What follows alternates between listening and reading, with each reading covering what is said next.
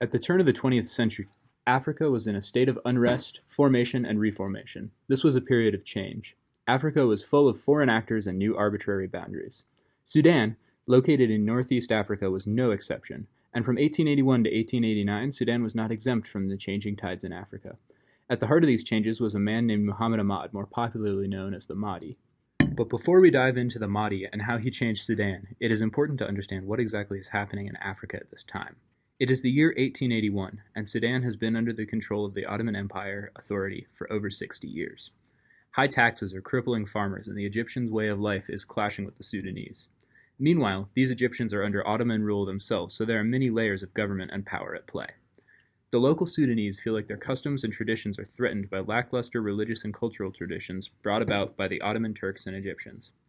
In addition to the social tumult, the economies of the Ottoman Empire and Egypt are struggling, and economic insecurity is high. Egypt can't pay its debts to the British, so the British move in to take over the strategic and highly important Suez Canal.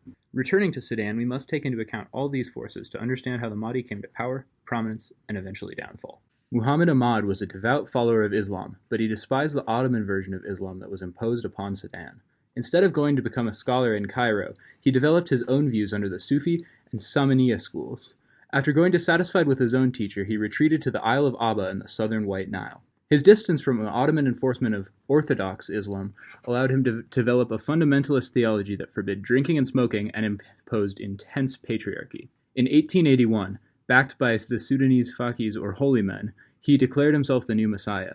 Fueled by anger over British restriction of the Sudan's slave trade and local system, he raised a good deal of supporters.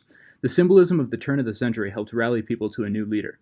Those who didn't initially back the Mahdi were quickly inducted into the fold through displays of the Mahdi's power. Using Bakara Arabs as an army, he slowly accumulated arms and supplies, turning his forces from a primitive army into a well-oiled machine. After Mahdi's victory at Hicks, England sent General Charles Gordon to evacuate the remaining colonists from Sudan. Before arriving, Gordon made Mahdi a peace offering of ending the 3-year war and a high position of power in Sudanese politics. Believing these conditions would fall short of his vision, Mahdi rejected and was more ready than ever for battle. In fact, the siege of Khartoum was the first time Mahdi organized his army into divisions, a clear sign of revamping his strategy. Instead of sieging the fort at Khartoum all at once, Mahdi's army closed in slowly by making it difficult for defenders of the fort to communicate with the rest of their army or get supplies. The Mahdists eventually trapped the British soldiers in Khartoum along with Gordon, and the British attempted a rescue. Though the rescue mission had some success traveling down the Nile en route to save the soldiers at Khartoum, Mahdi was ultimately more tactically prepared, and the rescue mission began to retreat. Mahdi promised a peaceful evacuation if Gordon surrendered, but he refused, and Khartoum was easily captured and Gordon killed.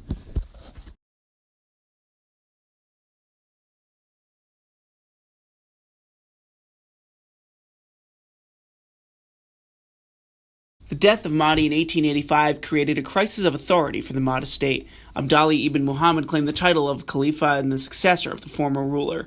Under the Khalifa, the Mahdist state continued its conquest of East Africa, invading Ethiopia, Egypt, Equatoria, and what is now Eritrea.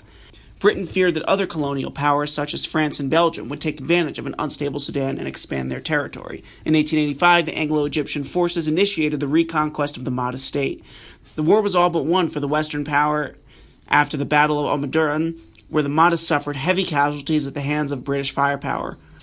Organized Mahdist resistance ended with the death of the Khalifa at the Battle of Diwai Karat in 1899. The Mahdist state left a legacy of brutal governance because millions had died under the regime from war and famine.